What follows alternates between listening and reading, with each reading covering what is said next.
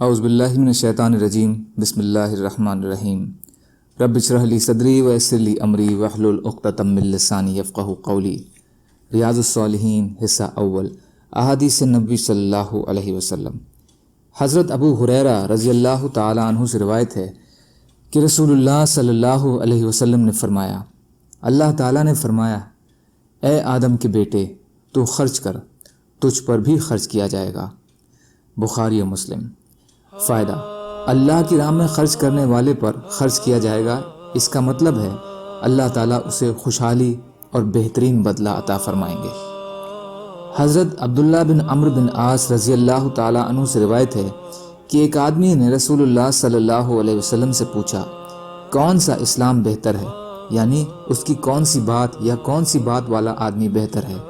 آپ صلی اللہ علیہ وسلم نے فرمایا، تم کھانا کھلاؤ، لوگوں کو سلام کرو، چاہے تم پہچانتے ہو یا نہ پہچانتے ہو۔ بخاری و مسلم۔ فائدہ: پہلا، کھانا کھلانے میں کسی کو صدقے کے طور پر یا ہدیے کے طور پر یا مہمان نوازی کے طور پر کھلانا شامل ہے۔ اس کے علاوہ اس سے مراد ضرورت مند کی ضرورت کو پورا کر دینا بھی ہو سکتا ہے۔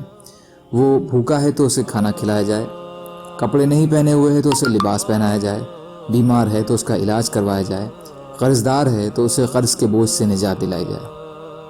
دوسرا، سلام کرنے سے مراد زیادہ سے زیادہ سلام کا پھیلانا ہے، اس سے دلوں میں محبت پیدا ہوتی ہے اور نفرت دشمنی دور ہو جاتی ہے۔ حضرت عبداللہ بن عمرو بن عاص رضی اللہ تعالیٰ عنہ سے روایت ہے کہ رسول اللہ صلی اللہ علیہ وسلم نے فرمایا، 40 عادتیں ہیں، ان میں سب سے اعلیٰ دودھ کے لیے بکری کا عطیہ دینا ہے۔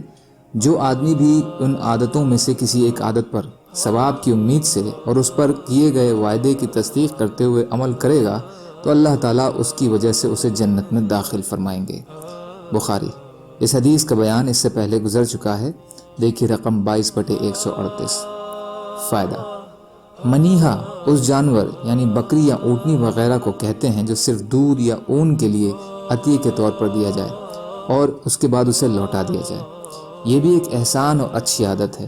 حدیث میں بتائی گئی 40 عادتوں کو کچھ علماء نے اپنے اپنے طور پر شمار کیا ہے، لیکن حافظ ابن حجر رحمۃ اللہ علیہ نے کہا ہے کہ اس میں ہر بھلائی کی عادت آ جاتی ہے اور انہیں شمار کرنے کی ضرورت نہیں ہے، کیونکہ جب خود رسول اللہ صلی اللہ علیہ وسلم نے اسے پوشیدہ رکھا ہے تو پھر دوسرا اسے کیوں کھول کر بتا سکتا ہے؟ اس کے علاوہ اس میں شاید یہ حکمت ہو سکتی ہے کہ کسی بھی نیکی کے کام کو حقیر نہ سمجھا جائے، چاہے وہ کتنا بھی تھوڑا ہو۔